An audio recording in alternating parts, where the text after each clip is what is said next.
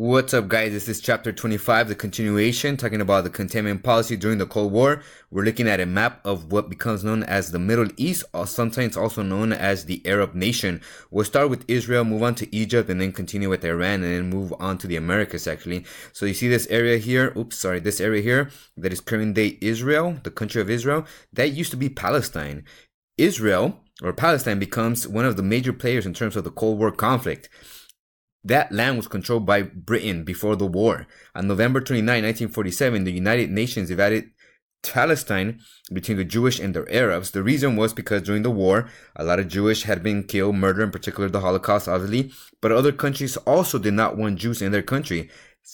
Hence, the United Nations wanted to create a country where Jews could go and live. In 1948, when the Jewish leaders proclaimed all that land to be the state of Israel, and as such, the Jewish homeland. President Truman, who was president at this time, recognized the state of Israel immediately. In other words, it established friendly relationships between the United States and Israel. The reason for that is because the United States wanted to get a stronghold in the Middle East.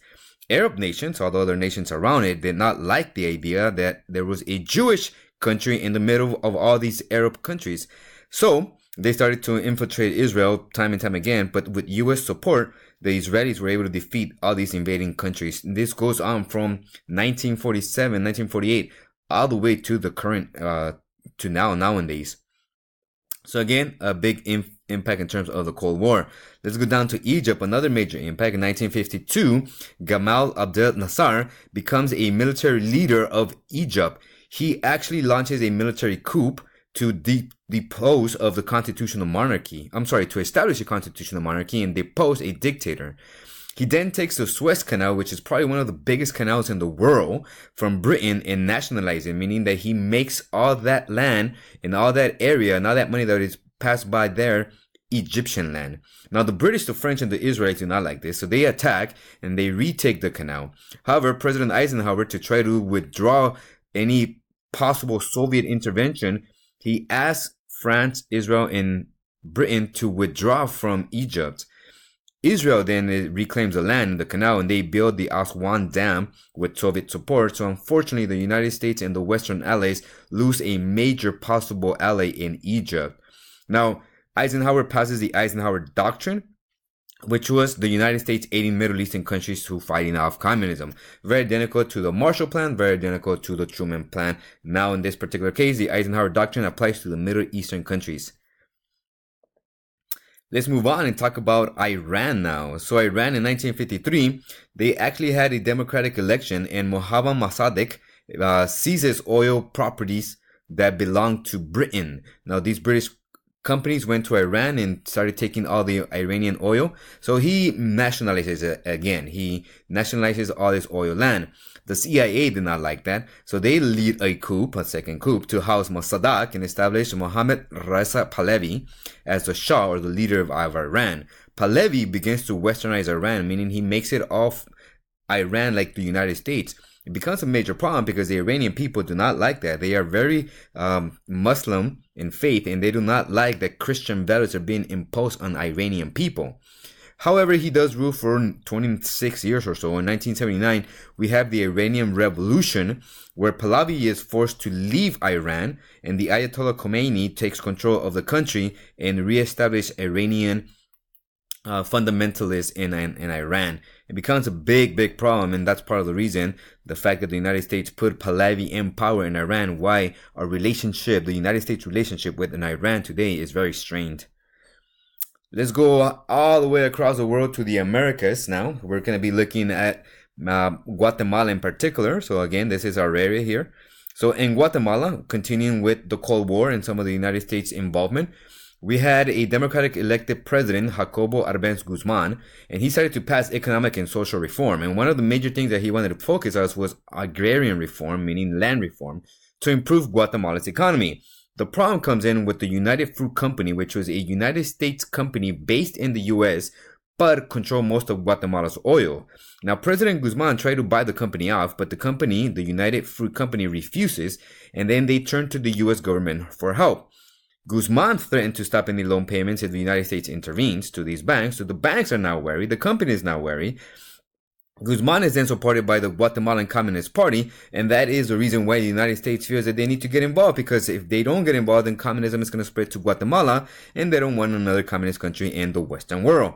So in 1953, again, the CIA leads a coup by supported by President Eisenhower, and they established Carlos Castillo's Armas as Guatemala's president. Unfortunately for the Guatemalan people, Armas becomes a very dictatorial individual. So even though the United States is against dictators, they favor dictators over communism, which is a big cause of complaint.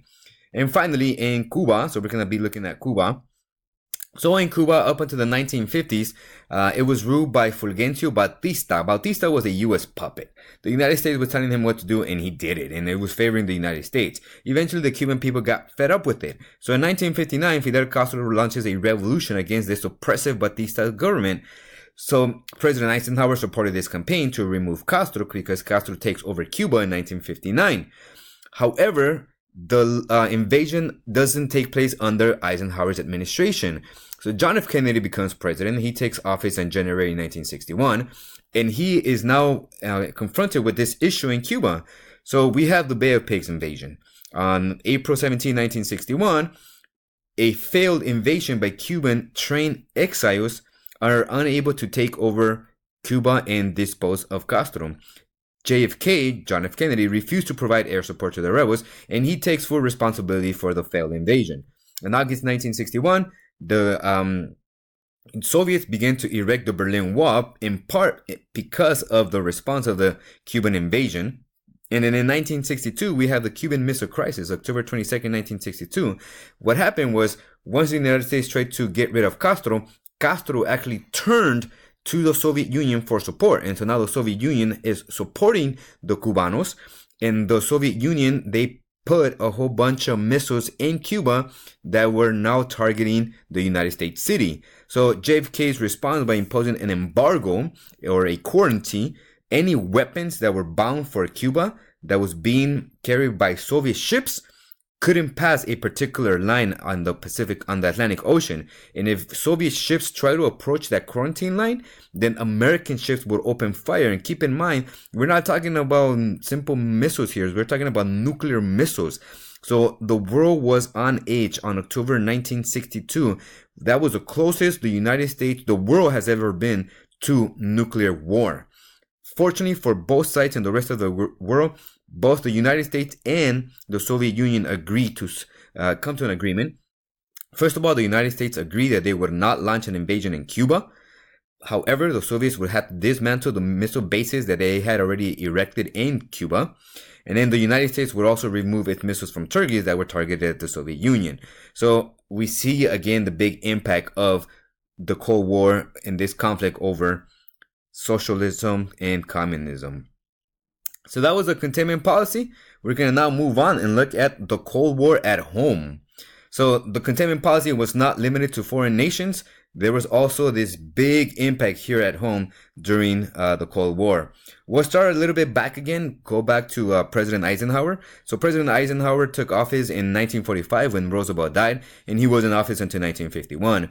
When he gets reelected in 1948, he passes what becomes known as the Fair Deal. Now, Eisenhower was a protege of FDR, Franklin Delano Roosevelt, in his idea of the New Deal. So this Fair Deal and New Deal was government intervention to improve social welfare of the United States country. So the Fair Deal talks about national health insurance. So President Truman wanted to give health insurance to everybody in the United States. He wanted to provide money for education, start new agricultural programs to help the farmers. He also wanted a new housing program to build 100,000 low-income units for people who were poor. He wanted to expand Social Security and increase minimum wages. Now, Congress needs to approve most of this. They only approve the last three that are in bold. So he does get the housing and the expansion of Social Security and higher minimum wages. And you see the newspaper clip down here as well. One of the major things that Truman did was he actually wipes out segregation in the armed forces. So he allows for blacks and whites to be able to fight together, to be able to train together, which is a major accomplishment for African Americans. And then part of the reason why he did this, so he is accused of, is that he did this right before he was going to run for re-election. So in essence, he was looking for the vote of African Americans. Whatever the case is, he did he got rid of segregation in the armed forces, which was a huge step for African Americans. We're going to move on and talk a little bit more of the Red Scare and communism here at home. So the Red Scare, first of all, was supposed to identify and punish communists here in the U.S. President Truman passes a law known as the Loyalty Securities Programs, or sometimes known as Executive Order 9835, because people criticized Truman since he was too soft on communism. So the Loyalty Security Act permitted officials to investigate any federal employee for subversive activity. Subversive activity means any government employee who wants to destroy or overthrow the current institution of government.